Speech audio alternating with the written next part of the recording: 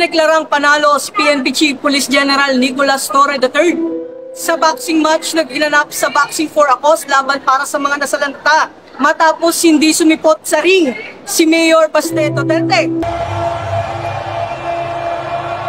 Sa gitna ng sigawan at hiyawan ng audience sa Rizal Memorial Coliseum, nagbilang mula 10 ang mga manonood bilang hudyat ng pagsisimula ng laban, ngunit hindi pa rin dumating ang alkalde ng Davao. Dahil dito itinanghal na default winner si Police General Torre III.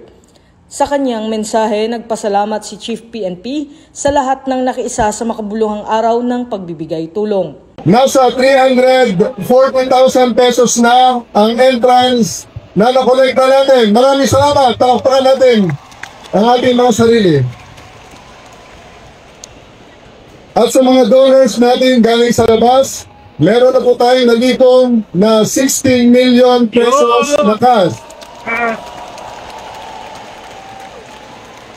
Meron na rin po tayong 2 tonelada ng bigas at mga dilata na halaga, total na halaga ay nasa 4.2 million pesos in goods. Maraming salamat sa inyo sa inyong pagsuporta. Layunin ng nasabing event na makalikom ng pondo para sa relief operations sa mga komunidad na naapektuhan ng kamakailang mga kalamidad sa bansa.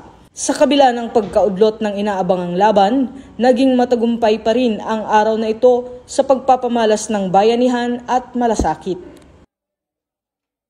Mula rito sa Rizal Memorial Coliseum, ako ang inyong PNN correspondent, Patrolman Don Rosas, alagad ng batas, tagataguyod ng Balitang Pulis.